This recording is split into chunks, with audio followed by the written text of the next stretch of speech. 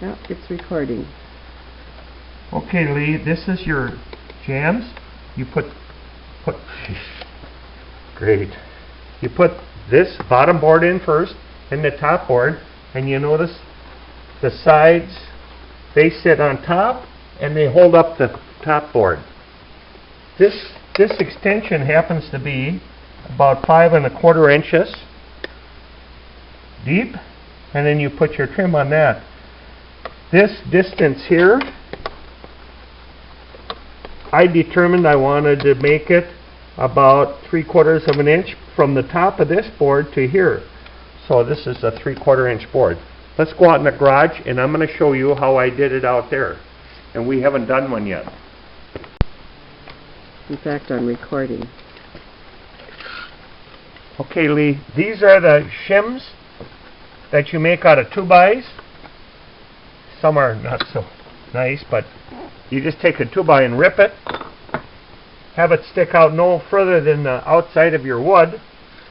And I always like to, I made this height that matches right underneath that lip of the window. This is a perfect one. This is too much, so that's why I cut different heights. So if we have enough shims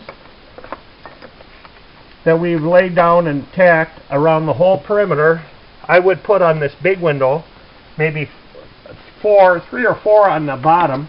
The sides maybe 1, 2, 1 on the top, on the bottom, and then they'll fit. So now that we've done that, notice how he said top when he pointed at the bottom and bottom when he pointed at the top. Just to see if you're paying attention. So now when we put our board, and this is just a piece of 3/4 inch board to show you, that sits right on there.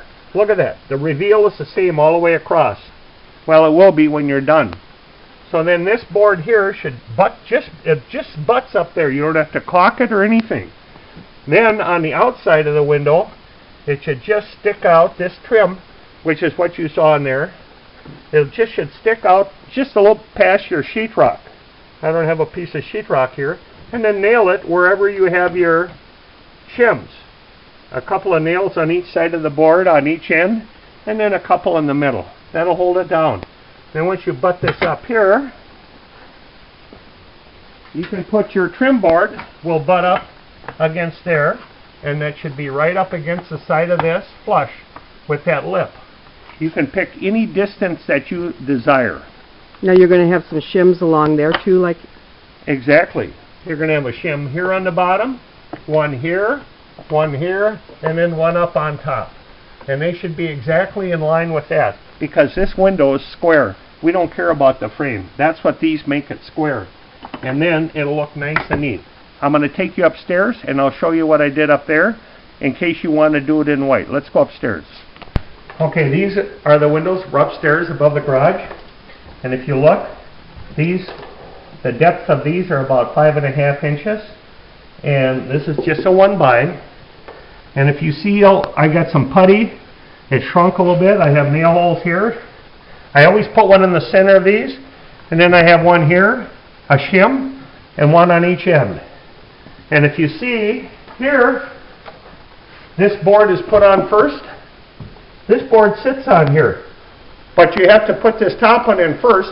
So then you just simply measure from here to there and tap the board end.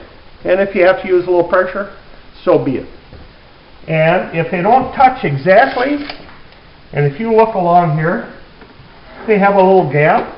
This board may or may not, and I use my planer, be perfect.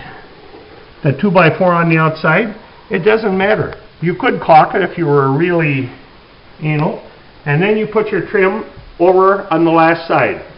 I always put the bottom trim in first, and I put my reveal. This is the reveal here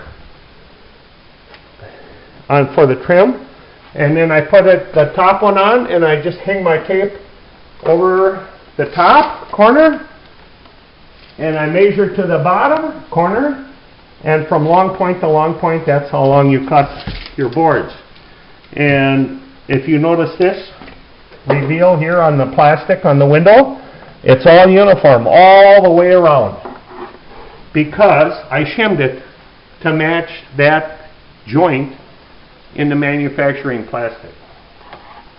And if you have any questions, I'd be happy to talk to you. I have a consultant fee though. Thank you very much. Done.